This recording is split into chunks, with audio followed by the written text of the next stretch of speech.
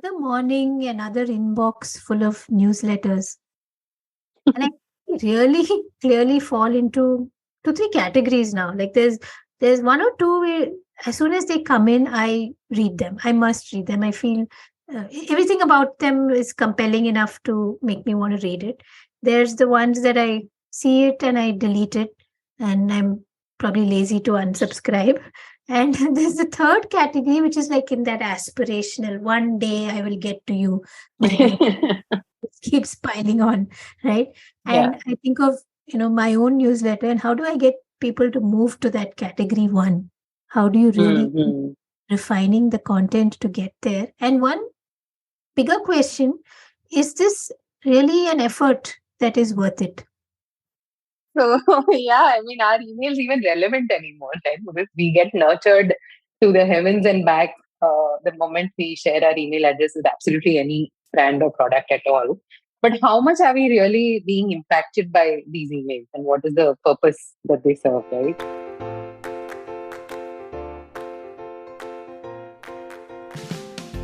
Welcome to the Damn Good Marketing Podcast.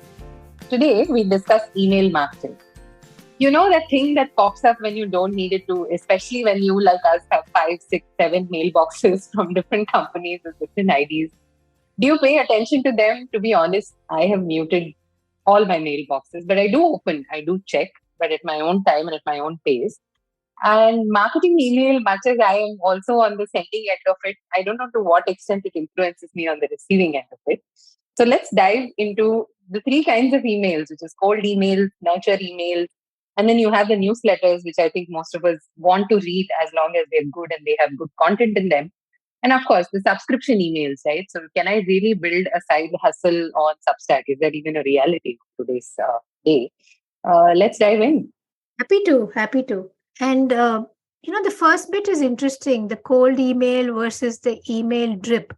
So how do you really Hmm. make that happen? Lots of automation. Honestly, I think that's the appeal of a lot of these things, right? It's not that you can get results, it's that you can throw a lot of things at the wall and see maybe if something sticks. And that inherently is a problem with cold emailing in general, I find. Because we rush to automate the process with, a list that we bought off of somewhere or a list that was gathered from an event without really personalizing, customizing. There's nothing. It's always about the moment you do not have visibility as to who these 1,000 people are. The immediate next tendency is to then go and talk about yourself, right? So, hey, I am this brand. I do this Hmm. product. I can help you this way. But the other person doesn't even want to be helped sometimes. And that's the nuance that sometimes cold emails fail to grasp, I feel. Yeah. So I am quite scared of setting up any drip email campaign, honestly. I know that for my kind of work, it's actually a good way to kind of remind people, give them next Yeah. steps and rope them in. But I just really worry like what the drip emails that I do get. I once signed up for some nutritionist and it was relentless. It was like one after the other. As soon as you finished one, the next one came and then the next one. I could see the sequencing. I mean, all of that was evident, but it just felt like way too much. And then she lost Yeah. me as a customer. Yeah, sometimes I think a lot of brands that work based on fear, based on urgency, there is a certain need that is felt, I think, to send too many emails in a certain span of time. But fine nuance, I think, between cold emails and drip campaigns. Cold emails are that basically your email address was bought or it was scraped using some tool. And therefore, you truly do not have any context as to who this person or who this brand is. Drip emails usually begin after you have taken some action, which is maybe that you've expressed interest or you've signed up for a newsletter or you've said, okay, tell me more about this product. So there is some action from the customer end, and therefore the drip really begins, right? So it's a way to nurture, if done well, then it's a way to keep the customer engaged until the point when they're ready to buy. Mhm. Mhm. And but you're right. I have seen cases where it works. Like someone's trying to get me on boarded to let's say a coach training kind of program, like a training program for coaches, and it's very step by step, very nicely done. Where first there's some kind of a free video to watch, then there's a free masterclass to attend, then there's something else to like. they just take you there till the point where you're ready to sign up. So some are done well, and some, I think that what you said is important. Don't rush me to make the decision. Yeah, exactly right. And I like what you said earlier about not wanting to do it yourself, which is fairly okay, right? Because it's not so much about whether you've sent an X number of emails in an X period of time. It's also about the intentionality behind it. So do I then Mm. want to, based on that, decide whether I send 5 emails, 10 emails, over how long? How do I then gauge, a person's interest, Mm. disinterest? All these things do come into the picture. Like yesterday, I was reading a post on LinkedIn. I really liked it. And then towards the end, they just put a simple CTA that said, "Follow me if you want to learn more about creating good content." And immediately I hit the follow button. But the fact of the matter is that I would never put a sentence like that on today's day and age in Mhm. my LinkedIn post. Right? So it's also about the individual comfort. And somewhere I think when it comes to communications, the receiver does sense that. Like, I know it sounds very superstitious, but I think when you Yeah. put effort versus when you haven't, I think it's very clear to the person at the Yeah. receiver. And that behavior is interesting, right? Like, for example, we are putting out stuff on social media, on LinkedIn, precisely for that reason, that we want Yeah, people yeah, to follow us, right? That's yeah. very clear. Otherwise, I have no business there. I have 10 other things to do. I don't need to go and write that LinkedIn post or make that Instagram creative and put it up there. The very reason is I want you to like it and then keep liking it, like keep coming back to me. But the thought of putting that one line that says, follow me, scares. Following is a bit, yeah, it's just something that, I mean, maybe in the future I just might never say never. But today it feels like a lot. Okay? So, likewise with email campaigns, I think it's important to remember that it's not just something to tick off of a list of things to do, right? It's not a checklist. Okay, this week I said I'll send an email campaign and therefore I will. It's got to be a little more intentional than that. And that's true of all content efforts, more so emails, I would say, because today, outside of literally picking up the phone and maybe sending a WhatsApp message or calling somebody, an email is a very intimate form of communication, right? I expect to hear updates and feedback and client emails. I expect to also get some kind of visibility on how my week is going to look. In the middle of it all, I think somewhere I don't want to be nurtured. I don't want to hear from brands trying to sell me something, which is the problem, right? Like sometimes we get so internally centered that we don't really recognize that the person on the outside genuinely doesn't care. Yeah, true. And there are also a lot of styles to the email itself, right? I kind of find myself moving from seeing pretty pictures and a lot of links to what is more prevalent now, just a good story, just good Yeah, text that tells a story well. But I'm sure preferences range widely. So how do you cater to so many, like we yeah. have a wide audience, anyone, how do you cater to that in the style of your newsletter? I wonder always. I think it's about changing things up from time to time, right? So maybe a year and a half ago, it was still okay. Emails with images and things like that were still completely acceptable and they were read. That was the norm. And then a few brands or a few individuals started doing more of the Substack style newsletters, right? Which is text heavy, maybe a few links here and there, broken up into various thought processes and bullet points. And now that seems to work, right? So a lot of people, they just want to quickly get to the point as soon as possible. So in that sense, an email then becomes like an extended LinkedIn post, which within maybe Yeah. 2 or 3 scrolls, I finish, right? And whatever links are necessary for me to explore further, they're placed right there. So then it becomes what essentially someone has called native content, right? So if you are on the platform, and whatever you need to learn is being covered as part of the platform. So you're not being redirected anywhere, you're not being distracted with images. None of those things are happening. Yes, some of us have a tendency to add the occasional gift because that's who we are. But beyond that, I think people just want that block to be the time block that they spend on it as well. Yeah. Yeah.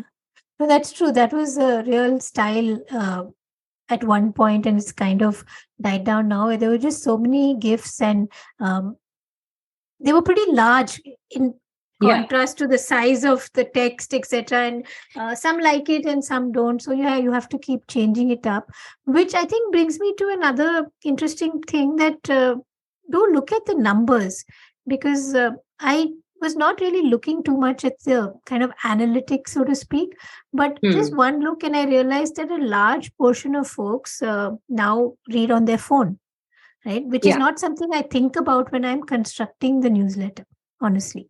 So true.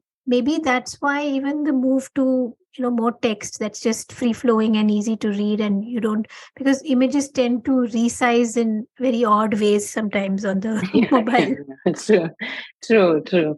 And also sometimes on a mobile device, especially because it's so functional and efficient, right? The purpose of a smartphone is not to uh, meander. The purpose of it is to Mm, really just get to the point. The size is meant mm, for that.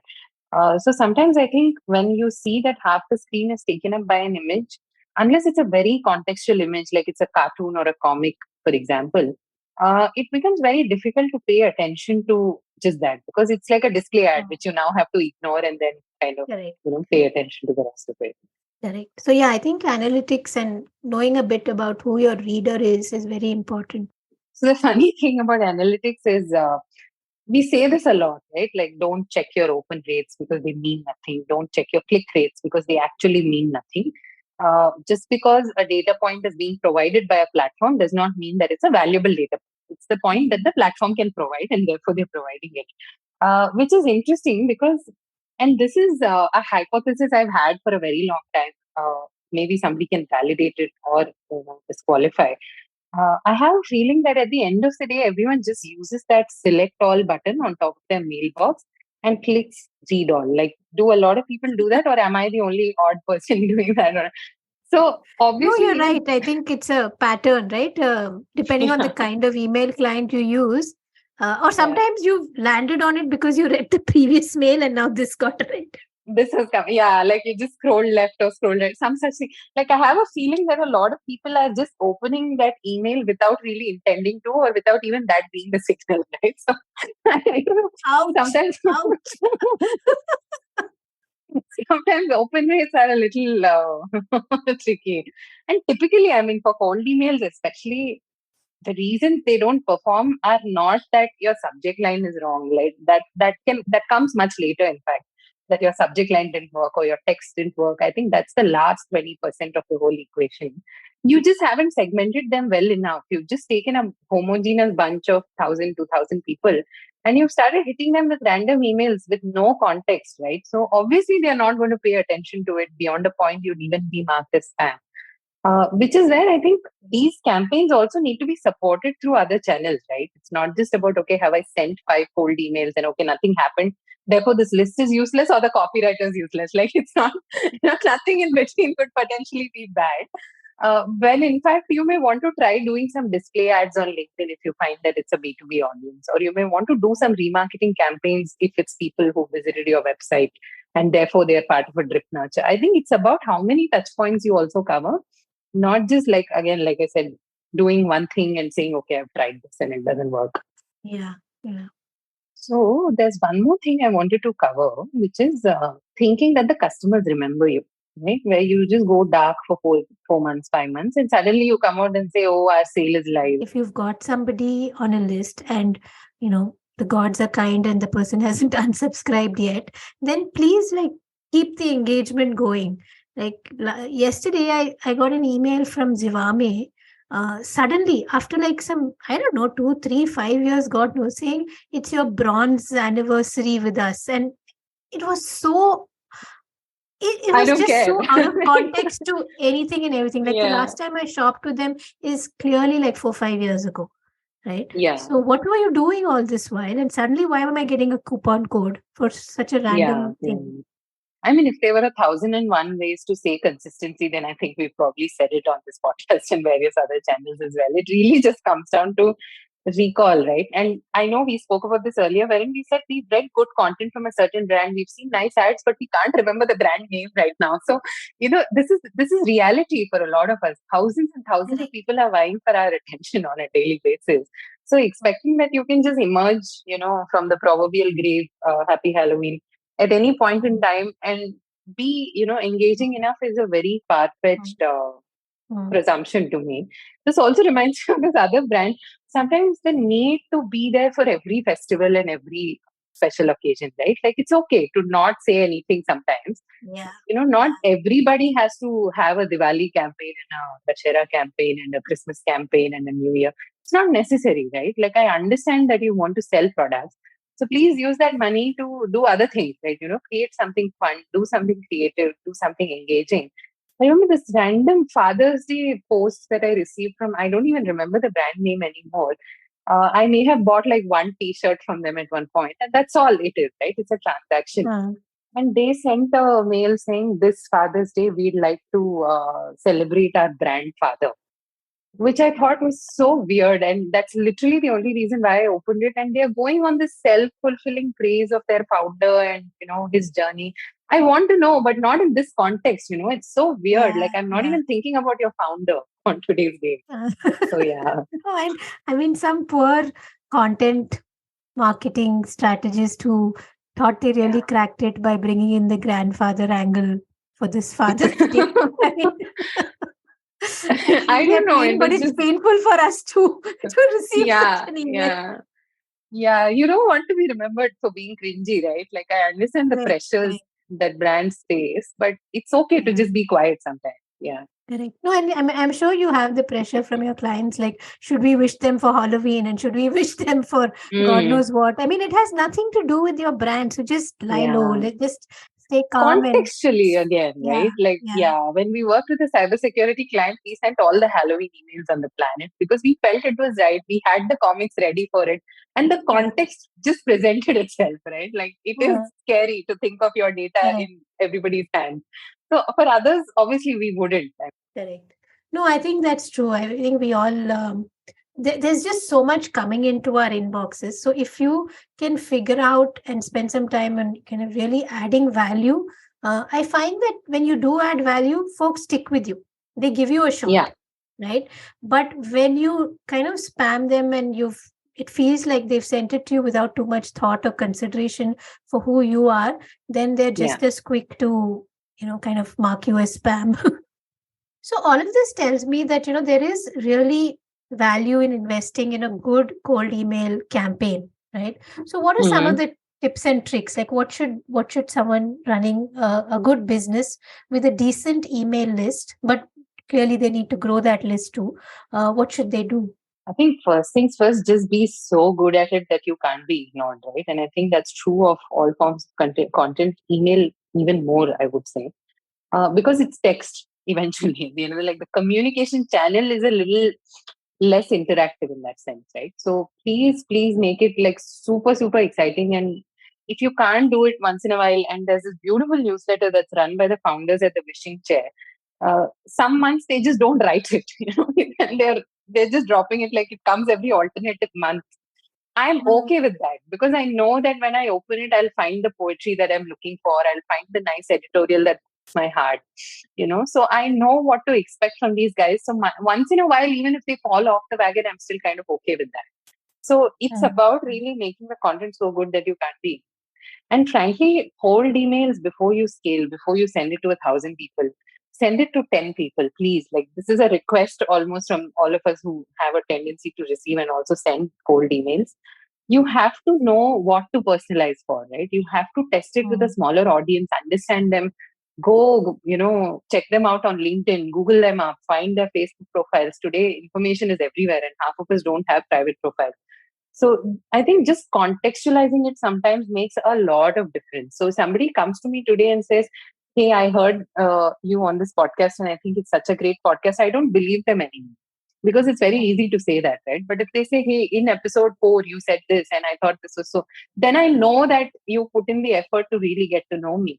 And mm, likewise, I have also changed, therefore, my approach to a lot of these things. Wherein, when it comes to even cold emails that we do at scale, I make sure that we add that bit of personalization and we test it on a pilot basis first. So test it with 10 people, 20 people, see what's succeeding. And 9 times out of 10, in fact, I would say 10 times out of 10, the only thing that people care about is whether you get to know them or not. They genuinely don't care about whether your spacing was yeah. right or whether you made spelling mistakes. And please do not send an email out with hello there, first name in two brackets. Please do not do that. I think that's going to be a sure short way to kill it once and for all. Yeah.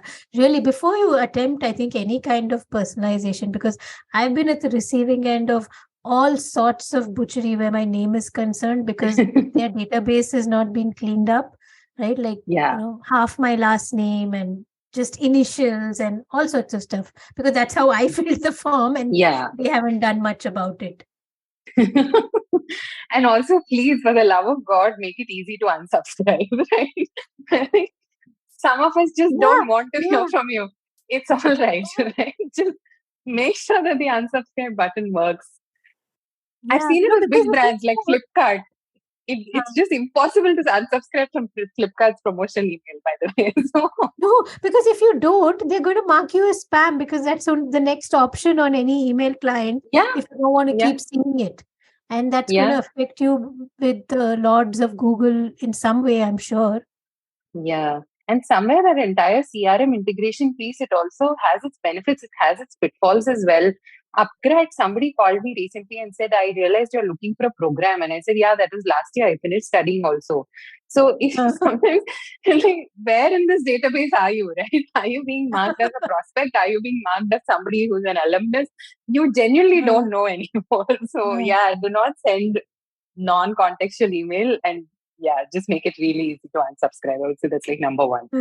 so true, so true. No, but there are a few emails where, when done right, it's really a good channel. You make a Yeah. good connection with the writer slash author.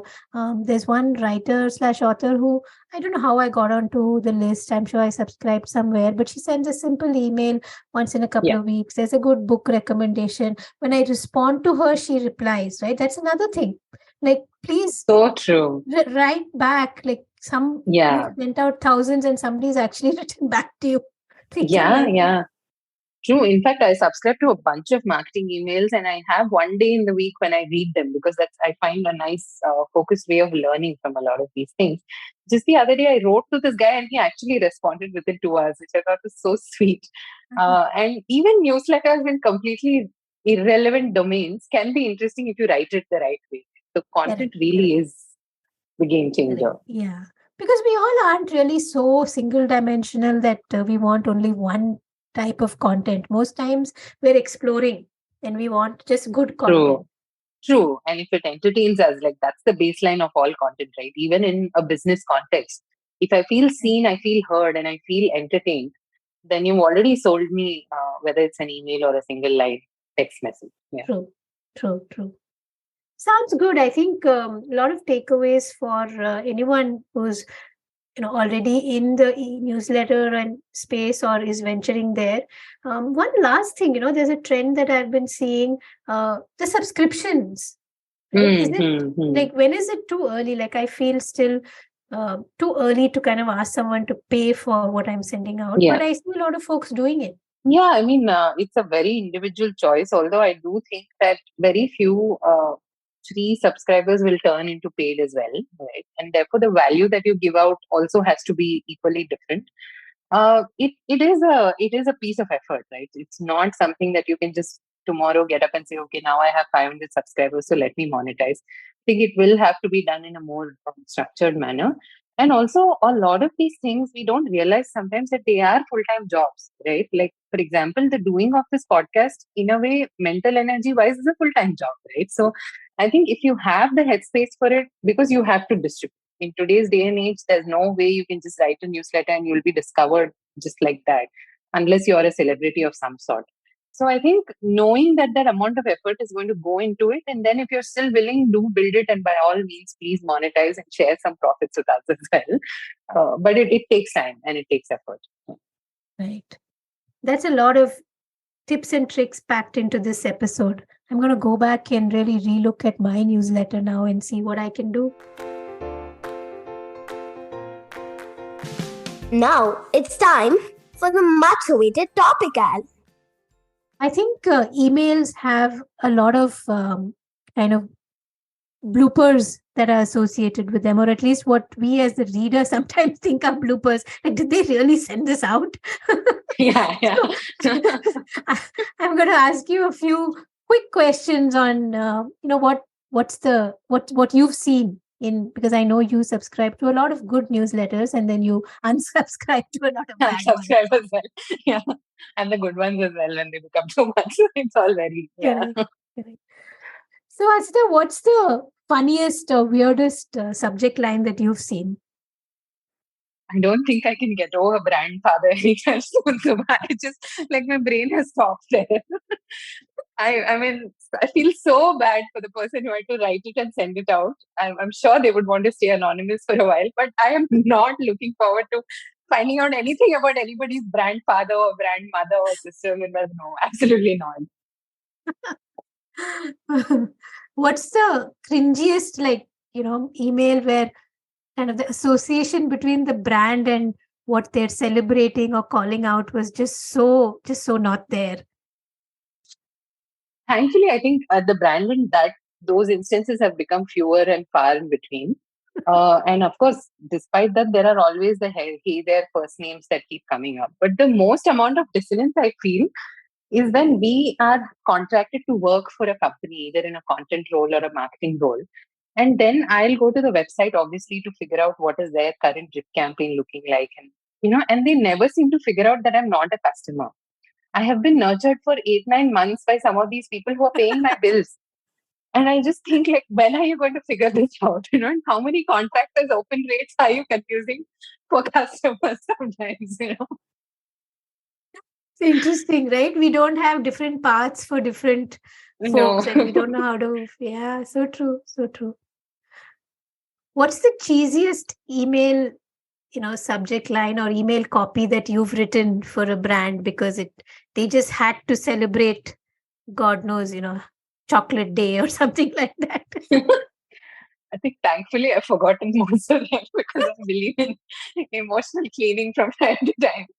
But I'm pretty sure in my days of working with a lot of commercial retail brands, not just emails, we used to write some of the cringiest copy to the extent that it broke me. I had to quit that job and that particular role and put an intern on it and let them suffer for a while because I have written things like have a spectacular Halloween sale and what is that? The big festive sale of the season is here. And some of the most generic lines, right? Like the only festive sale that you need to shop at is here. And I'm like, no, I myself am not going to shopping at the sale. So what the hell am I doing really? No, even this year there were quite a few let us light up your Diwali kind of emails. Oh, right? with the sparkle emoji, right? Yeah, I know what you mean. Yeah. My Diwali was pretty lit up by all these things. What's the one email that you've sent out to anyone? Not just a newsletter that you wish you could have recalled yesterday? I think I send one of those every day. Sometimes I just forget that I've spoken to those people in the past. And then my entire drip campaign, so to speak, begins from scratch. And then they have to write back to me saying, hey, by the way, we met, So it's not I exist in your locus of, people, So there have been those instances. And I think you were part of this as well. I sent out this email, which I thought I was sending internally, but I hit reply all and I said, these morons want everything yesterday.